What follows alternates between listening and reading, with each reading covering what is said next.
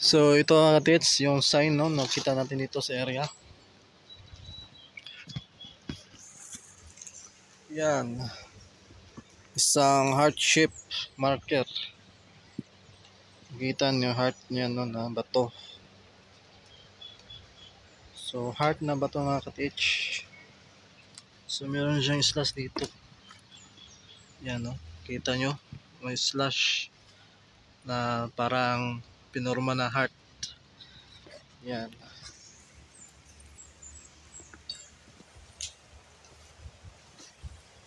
So kita nyo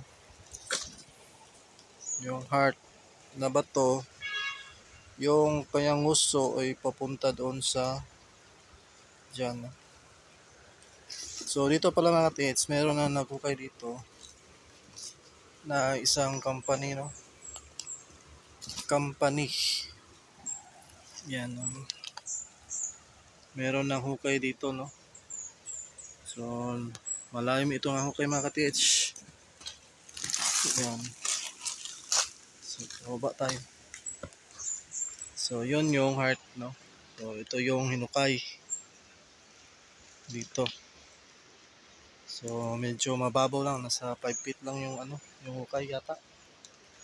So, dito. So malawak yung hukay dito.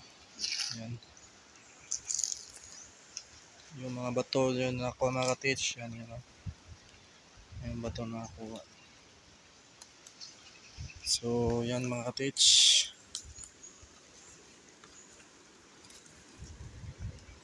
Makita yun, yung may mga bato rin sa ibaba. Tapos may mga sapa no. Yan yung ito yung lugar mga katits. May sapa. Yan.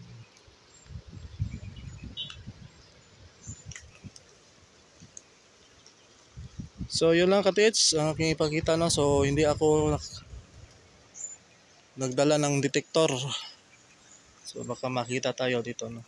So iwan ko kung meron ba silang nakuha dito o wala no. Basta yung sign na pinakita ko isang legit yun na marker na heart. Yan, bato. Tapos meron pa no, kahoy no. Iwan ko kung old ba yan nga kahoy. Yan. May kahoy. So yun lang mga katits. See you sa next upload. Bye!